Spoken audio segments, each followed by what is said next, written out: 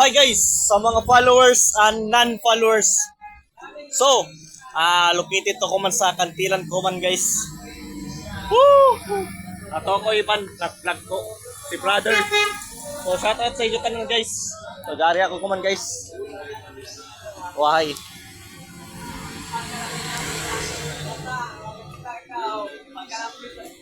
Punto tayo guys.